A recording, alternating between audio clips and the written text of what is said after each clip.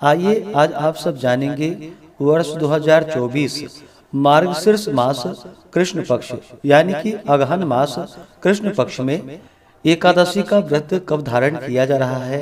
तो जानेंगे व्रत के शुभ मुहूर्त के बारे में, व्रत का पारण कब और किस चीज से किया जाएगा, इस दिन भगवान को किस वस्तु का भोग लगाए। तो आइए जानते हैं संपूर्ण व्रत पूजा महत्व नियमों के बारे में।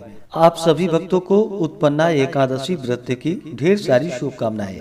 आप सभी के जीवन में लक्ष्मी नारायण की कृपा से आप सभी को सभी प्रकार के सुख और समृद्धि की प्राप्ति हो। मार्गशीर्ष मास कृष्ण पक्ष में पड़ने वाली एकादशी को इसे उत्पन्ना एकादशी के नाम से जाना जाता है। जो भी भक्त सच्ची श्रद्धा के साथ नियम और निष्ठा के साथ उत्पन्ना एकादशी का व्रत धारण करते हैं, इस दिन भगवान विष्णु, माता लक्ष्मी, भगवान विष्णु के श्री कृष्ण स्वरूप की पूजा करते हैं तथा एकादशी माता का पूजन करते हैं, तो उनके सभी प्रकार के पाप और ताप नष्ट हो जाते हैं तथा सभी प्रकार के सुख समृद्धि की प्राप्ति होती है और अंत में भगवान के धाम की प्राप्ति होती है।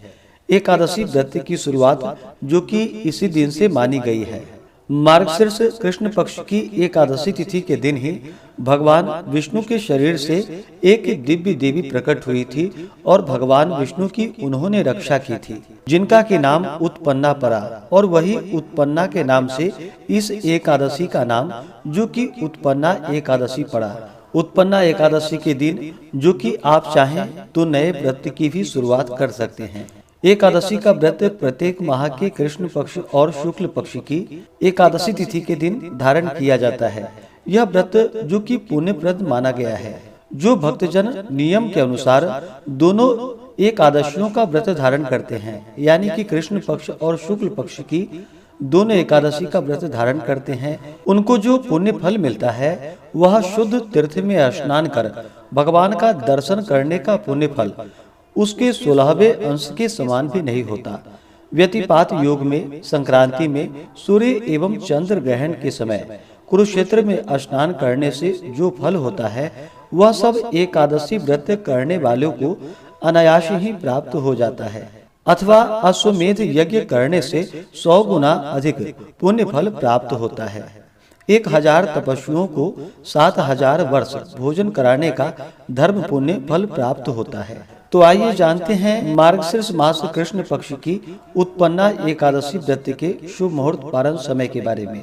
एकादशी तिथि प्रारंभ समय जो कि 25 नवंबर 2024 दिन सोमवार रात्रि 1:04 और एकादशी तिथि की जो समाप्ति है वह 26 नवंबर 2024 दिन मंगलवार रात्रि 4:35 यानी कि 27 नवंबर की तड़के सुबह 4:35 पे एकादशी तिथि की समाप्ति है। यानी कि 27 नवंबर सूर्योदय से बहुत पहले ही एकादशी तिथि समाप्त हो रहा है। तो ऐसे में सभी भक्तजन 26 नवंबर 2024 दिन मंगलवार को एकादशी का व्रत धारण करेंगे। 26 नवंबर को जो कि दिन और रात्रि एकादशी तिथि होगी, तो 26 नवंबर को ही सभी भक्तजन व्रत को धारण करें। एकादशी व्रत पारण के लिए बतलाया गया है कि पारण हरिवासर समाप्त होने के बाद करना चाहिए। हरिवासर का समय द्वादशी तिथि का पहला चौथाई हिस्सा हरिवासर का होता है। तो पारण के लिए जो समय है वह समय 27 नवंबर 2024 बुधवार के दिन व्रत का पारण दोपहर 1:15 से दोपहर 3:20 तक व्रत का पारण किया जाएगा। उत्पन्ना एकादशी व्रत का पारण जो कि गौमूत्रेण पारणम, गौमूत्र से व्रत का पारण है, यह संभव ना हो तो आप जल, फल या तुलसी दल से व्रत का पारण करें। एकादशी तिथि के दिन सूर्योदय का जो समय है वह समय सुबह 6:24 और सूर्यास्त शाम 5:08 होगा। एकादशी के दिन ब्रह्म मुहूर्त का समय सुबह 5:05 से सुबह 5:59 तक होगा। 26 नवंबर को राहु काल का जो समय होगा वह समय दोपहर 2:26 से दोपहर 3:46 तक और 27 नवंबर को राहु काल का समय सुबह 11:45 से दोपहर 1:06 तक होगा। राहु काल समय के दौरान कोई भी शुभ कार्य या नया कार्य नहीं करना चाहिए, इस बात का ध्यान रखें। नक्षत्र जो कि हस्त नक्षत्र अगले दिन सुबह 4:35 तक होगा। उसके बाद चित्रा नक्षत्र होगा। योग जो कि प्रीति योग होगा 26 नवंबर को दोपहर 2:14 तक। उसके बाद आयुष्मान योग होगा 26 नवंबर को, जो कि द्विपुष्कर योग भी बन रहा है, जो सुबह 4:35 से शुरू होकर के अगले दिन सुबह 6:54 तक द्विपुष्कर योग होगा, जो कि इस बार बड़ा ही अच्छा सहयोग बन रहा है। जो भी उत्पन्ना एकादशी का व्रत धारण करने वाले हैं, उन्हें चाहिए कि दशमी तिथि के दिन सूर्यास्त होने से पहले ही शुद्ध और सात्विक आहार ग्रहण करें। दशमी तिथि के दिन और एकादशी तिथि के दिन चावल ग्रहण नहीं करनी चाहिए। दशमी तिथि के दिन जो कि शुद्ध और सात्विक आहार सूर्यास्त होने से पहले ही ग्रहण कर लेनी चाहिए। रात्रि में एकादशी व्रत का स्मरण करते हुए, भगवान नाम का स्मरण करते हुए, ब्रह्मचर्य का पालन करते हुए सोना चाहिए।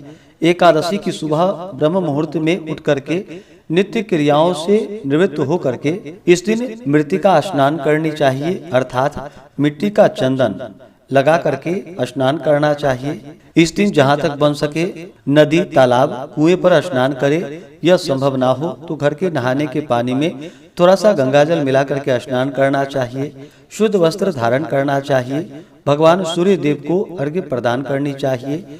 इसके बाद जो भी व्रती हैं उन्हें व्रत का संकल्प लेना चाहिए। भगवान से प्रार्थना करनी चाहिए कि हे भगवान विष्णु, आज मैं उत्पन्ना एकादशी का व्रत धारण करने जा रहा हूँ या करने जा रही हूँ।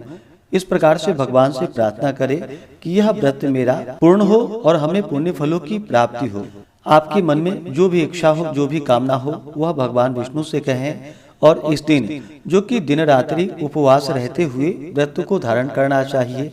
जो उपवास नहीं रह पाते हैं, जिनका स्वास्थ्य सही ना हो, तो आप एक समय फलाहार ग्रहण करके व्रत को धारण करें। और इस दिन भगवान का सुबह के वक्त और शाम के वक्त पूरे विधि विधान के साथ पूजा करनी चाहिए। इस दिन भगवान का गंध, पुष्प, धूप, दीप आदि से पूजा करें। भगवान विष्णु को अक्षत नहीं चढ़ाया जाता है, इस बात का ध्यान रखें। अक्षत की जगह भगवान को काले तिल अर्पित करें। और इन्हें जब भी पूजन करते हैं तो तुलसी दल अवश्य ही अर्पित करनी चाहिए। बिना तुलसी दल के भगवान का पूजन मान्य नहीं होता है। तो भगवान विष्णु को तुलसी दल अर्पित करें। फिर धूप और दीप दिखा करके अनेक प्रकार का नैवेद्य आदि भगवान को अर्पित करें।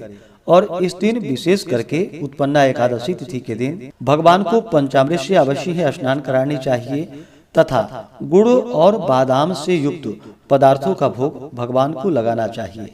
और जब भी भोग लगाते हैं तो तुलसी दल डाल करके भोग लगाए और पूजन होने के बाद उसे प्रसाद के रूप में ग्रहण भी करना चाहिए। इस प्रकार भगवान को भोग लगा करके जल से आचमनी करवाएं, क्योंकि जब भी भोजन देते हैं तो भोजन के बाद जल अवश्य ही देनी चाहिए। तो नैवेद्य के बाद जल से आचमनी करवाएं। मुख शुद्धि के लिए पान पत्र, सुपारी, लौंग, इलायची के साथ में अर्पित करें।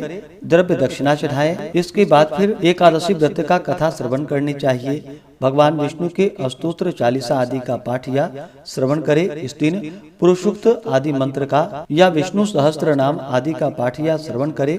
इस प्रकार पूजन आदि का कार्य करते हुए दिन रात्रि समय को व्यतीत करें।